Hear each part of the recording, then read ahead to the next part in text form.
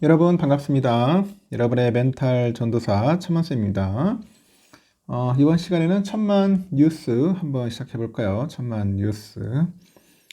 다양한 소식들, 우리 세상 돌아가는 소식, 그 옆 동네, 뒷동네, 앞동네 한번 살펴봅시다.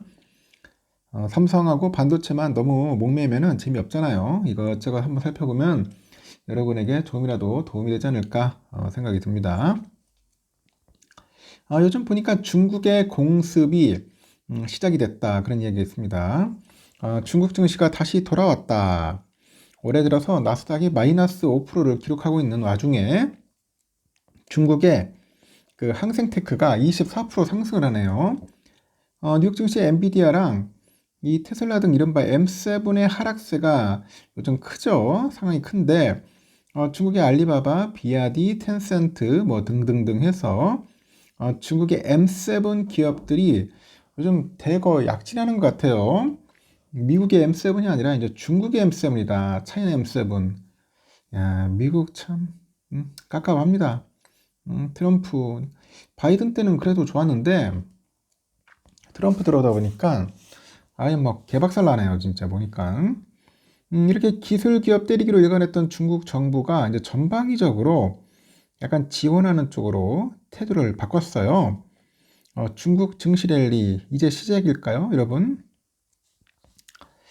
미국의 빅테크가 주춤한 사이에 중국의 기술주로 구성된 중국판 M7이 이제 역습이 이제 시작이 된 거죠.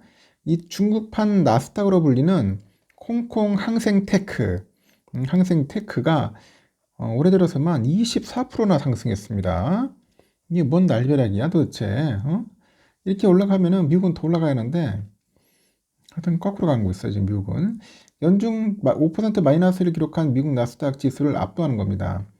항생 테크 지수는 홍콩 증시에 상장된 주요 기술주 가운데 시가총액 30개, 이 상위 30개 종목으로 구성되어 있어요.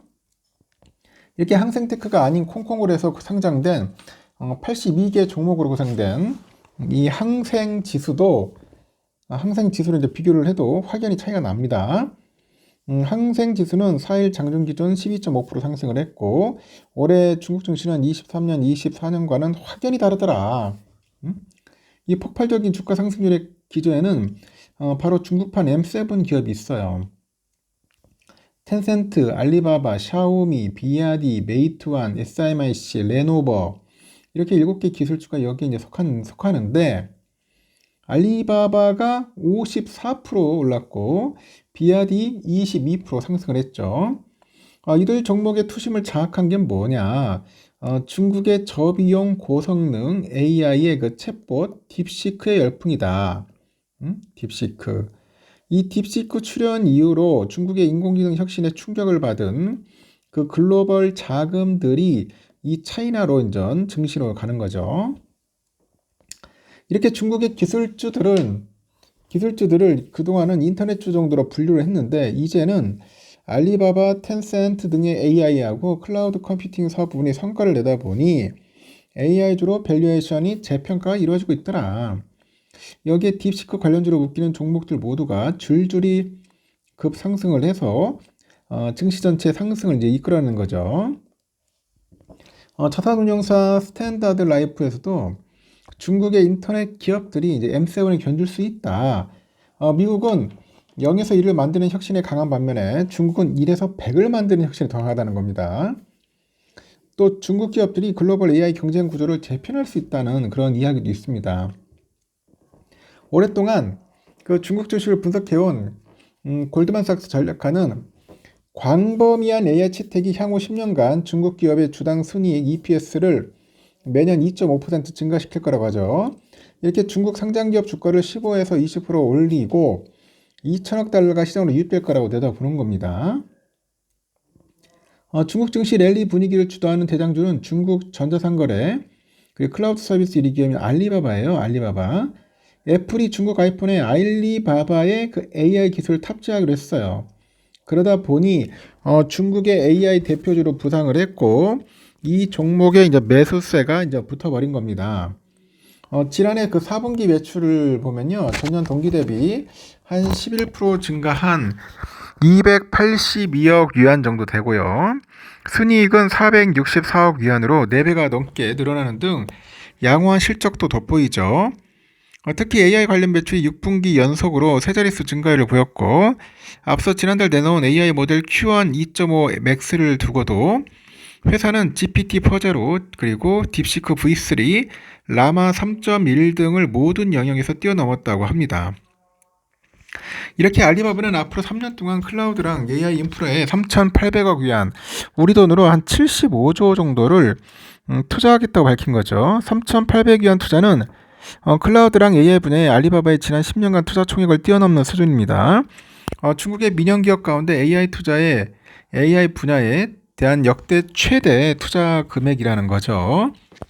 물론 미국의 빅테크 기업 마이크로소프트, 알파벳, 아마존, 메타 등등 해서 이 네 곳이 각각 올해만 3,200억 달러, 우리 돈으로 463조 투자하고 밝혔으니 알리바바가 압도인 것으로는 볼 수 없겠죠.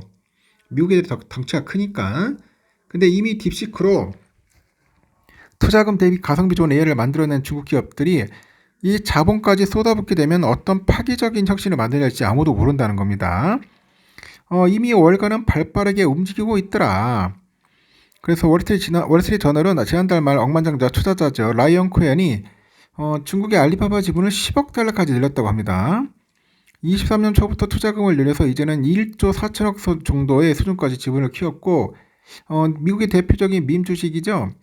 게임스탑 CEO인 라이언 코엔은 대표적인 행동주의 투자자로 알려져 있어요. 여기 또 다른 미국의 억만장자 투자자죠. 데이브 테프가 설립한 헤지펀드 애플로스 매니지먼트도 알리바바 지분을 18% 추가했다고 합니다.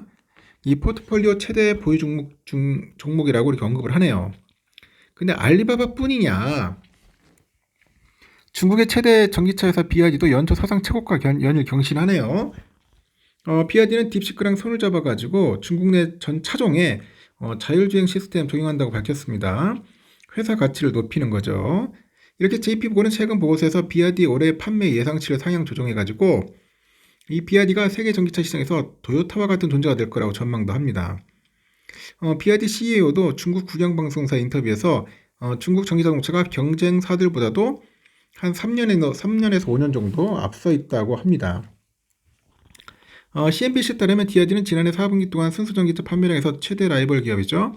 테슬라를 처음으로 앞지른 것으로 집계됐고, 지난 24일에 이 BYD가 완전 자율주행체인 로보택시를 곧 정식 출시할 거라는 소식이 전해지다 보니 BYD는 뛰었고 테슬라는 약해졌다, 그렇게 표현합니다. 시진핑이 요번에 최근에 기술 기업 수장들을 직접 만난 것은 이들 중국판 M7엔 더없는 호재입니다. 예전에 중국 정부의 순서였다가 낙인 찍혔던 마윈 알리바바 CEO도 이번 자담에서 초대했던 점을 두고 마윈을 초대한 것은 20년부터 시작된 기술 단속의 상징적인 종료를 의미한다, 이런 분석도 있는 겁니다. 마윈은 지난 2020년 중국 국영은행은 전당포라고 비판을 해서 시진핑도 완전히 찍혔어요. 중국 당국으로부터 엔트그룹 상장 무기한 연기, 독점규제법 위반에 따른 과징금 부여받고 경영 일선에서 물러나가지고 자취를 감췄습니다. 그런데 5년 만에 경영 복귀 가능성도 임박해지고 마윈의 컴백은 곧 투자자들의 알리바바에 대한 신뢰 회복을 의미하겠죠.